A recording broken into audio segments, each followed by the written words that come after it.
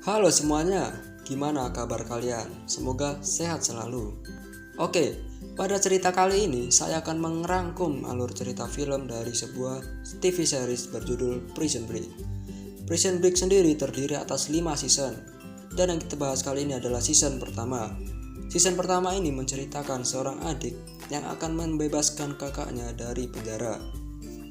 Oke, sebelum kita mulai, gue mau kasih tahu bahwa ini adalah full spoiler. Jadi buat kalian yang tidak ingin terkena spoiler, kalian lebih baik nonton filmnya terlebih dahulu.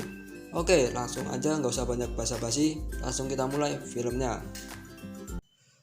Film diawali dengan seorang pria yang sedang menato bagian tubuhnya. Pria ini bernama Michael Scofield, yang merupakan tokoh utama dari film ini.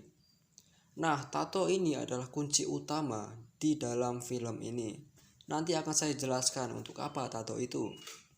Scene berpindah dengan Scofield yang sedang membereskan dan membuang seluruh berkas-berkas di sebuah apartemen. Dan berkas apakah itu? Nah, itu juga gua akan jelaskan nanti ya guys ya. Keesokan harinya, tibalah hari yang dimana Scofield melakukan perampokan. Tapi anehnya, setelah polisi datang, Scofield bukannya lari menyelamatkan diri, tapi ia langsung menyerah begitu saja. Seperti ia telah merencanakan untuk ditangkap dari awal. Scene berpindah di sebuah ruang sidang yang dimana Scofield disidang atas perampokan yang dilakukannya tadi. Tetapi sang hakim bingung dengan terdakwa karena jarang ada terdakwa yang berbicara jujur apa adanya dan mengaku bersalah. Dan pengacaranya pun bingung apa yang telah dilakukan oleh Scofield. Pengacara itu bernama Veronica. Akhirnya hakim memutuskan menjatuhi hukuman 5 tahun penjara kepada Scofield, tapi ia malah senang ketika ia ditetapkan sebagai terpidana. Michael Scofield ditahan di penjara Fox River, Joliet, Illinois. Dan ini adalah penjara tersebut. Nah, di sel inilah Scofield ditahan dan ditemani teman satu selnya yang bernama Fernando Sucre. Dan akhirnya kita diperlihatkan mengapa Scofield sengaja memasukkan dirinya ke penjara. Making mattresses, you name it. I wouldn't get excited though if I were you, Fish. You ain't sniffing none of PI. Why's that? John Abruzzi, John Abruzzi? John Abruzzi, John Abruzzi. Why you want to see Burroughs so bad anyhow? Because he's my brother. Nah, ini adalah Lincoln Burrows. Dia adalah kakak Scofield. Dan dia mendapatkan hukuman pidana mati yang akan dieksekusi sebulan lagi.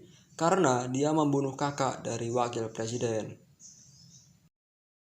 Jadi, maksud dari Scofield melakukan perampokan adalah karena ia ingin dengan sengaja masuk penjara untuk membebaskan kakaknya dengan cara membawa kabur kakaknya, melarikan diri karena ia yakin kakaknya tidak melakukan pembunuhan itu dan hanya difitnah. Scene berganti dengan Scofield yang sedang menemui John Abruzzi. John Abruzzi adalah seorang mafia yang sangat berbahaya. Dia memiliki jabatan di antara para napi sebagai koordinator para napi pekerja.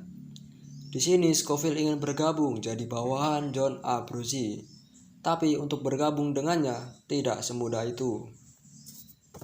Lalu scene diperlihatkan di klinik dalam penjara, dan ini adalah Dr. Sarah. Dr. Sarah yang menangani orang sakit dalam penjara. Di sini Scofield sedang diperiksa oleh Dr. Sarah. Lalu saat Dr. Sarah pergi, Scofield menaruh kertas origami di lubang pembuangan. Lalu scene berganti di sebuah gereja yang diperlihatkan Burrows terkaget ketika melihat adiknya berada di dalam penjara yang sama dengannya.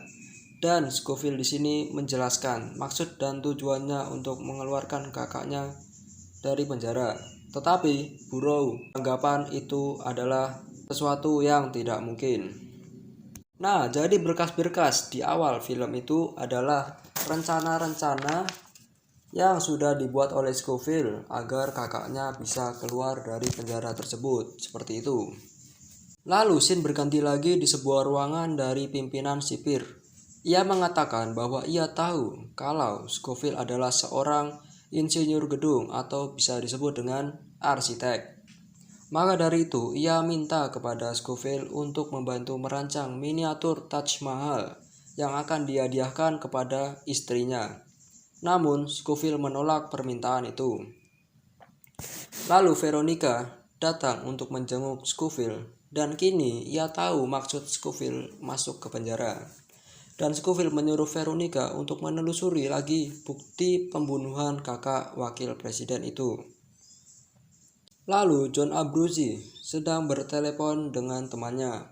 Teman dari John Abruzzi mengatakan ada seseorang tahu keberadaan orang yang menjebloskannya ke penjara.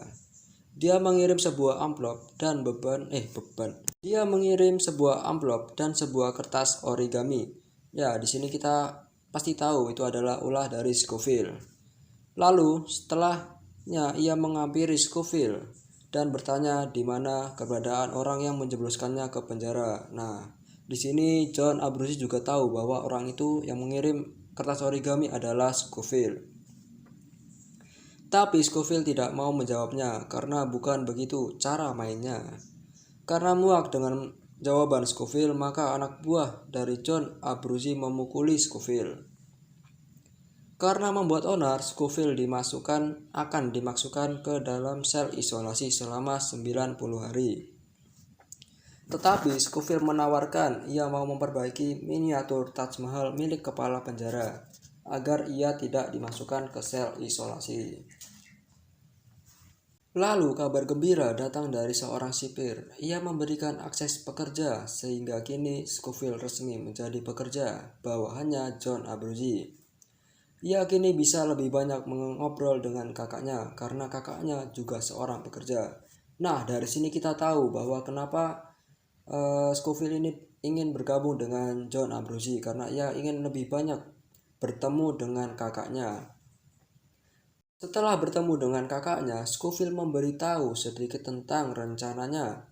Dan yang mengejutkan di sini adalah arsitek atau pembuat dari gedung penjara itu adalah karya buatan dari Scofield. Dan tato yang diceritakan di awal tadi bukan tato sembarangan, guys. Melainkan itu merupakan blue screen dari penjara tersebut. Dan bersambung.